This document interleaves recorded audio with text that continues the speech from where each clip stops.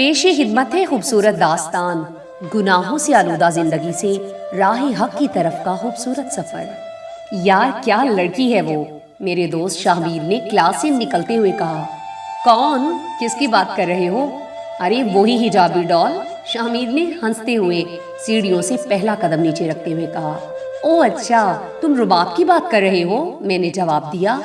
پہنچ گئے ہو لگتا ہے، اسی کے بارے میں سوچ رہے تھے تم، شاہمیر نے اپنے شوخ انداز میں بولا۔ ہاں یار، لڑکی تو واقعی کمال کی ہے، میں نے رباب کو سوچتے ہوئے جواب دیا۔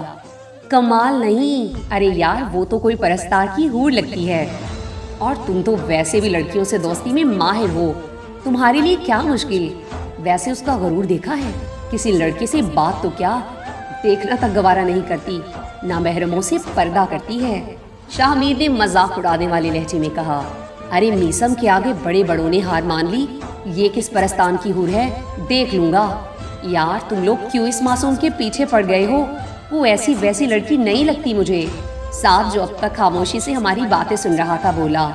دیکھ رہی ہوں میسم، یہ اس کی طرفداری کر رہا ہے جس نے ڈان کی بے عزتی کی ہے، سلام کا جواب تک نہیں دیا تمہارے۔ شاہمیر نے مجھے صبح کا واقعہ یاد دلاتے ہوئے کہا۔ بے عزتی؟ تم لوگ خواہ بات کو انا کا مسئلہ بنا رہے ہو، ایک شریف باپردہ لڑکی کو بڑی محفل میں سلام کے لیے ہاتھ بڑھاؤ گے تو وہ انکار ہی کرے گی نا، وہ دوسری لڑکیوں جیسی نہیں ہے، سعد نے مجھے سمجھانے والے لہجے میں بولا۔ آج تک کسی لڑکی کی مجال نہیں ہوئی کہ مجھے اگنور کرے، دیکھ لوں گا میں اسے، میں اپنی جلالی انداز میں بولا۔ چائے کے ساتھ سموسے بھی لانا، میں نے کینٹین میں داخل ہوتے ہوئے سعد اور شاہمیر سے کہا۔ ہم 3 دوست تھے، میں، سعد اور شاہمیر، ہم غنڈہ گردی میں یونیورسٹی کے ڈان سمجھے جاتے تھے، کسی کی تو کیا لیکچرار کی بھی مجال نہ تھی کہ ہمیں کچھ کہہ سکے، موڈ ہوتا تو لیکچر لیتے ورنہ کوئی نہ کوئی کاروائی کرتے رہتے۔ ہماری دہشت پوری یونیورسٹی میں مشہور تھی، میں مخلوط فقہ سے تعلق رکھنے والے امیر ماں باپ کا اکلوتا بیٹا تھا، میری ماں شیعہ جبکہ باپ سنی تھا، میں مسلمان تھا، یہی بات کافی تھی، دین مذہب نام کی کسی چیز کا وجود میری زندگی میں نہیں تھا۔